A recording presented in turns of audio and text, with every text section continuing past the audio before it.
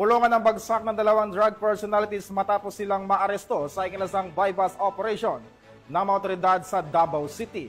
Narito ang detalye ng report mula kay Patroluman Bername Lapus. Arestado ang dalawang individual sa sinagawang bypass operation ng Kalinan Police Station sa Barangay Talumo River, Kalinan District, Davao City nito lamang Hulyo 23 taong kasalukuyan.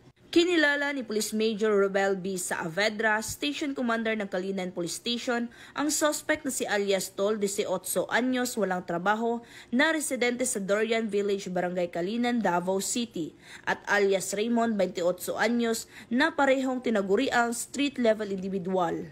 Na-recover mula sa mga suspect ang isang pakete ng hinihinalang shabu na may tinatayang bigat na 1.29 grams na nagkakahalaga ng humigit kumulang 8,772 pesos, isang cellular phone at bypass money na ginamit sa operasyon.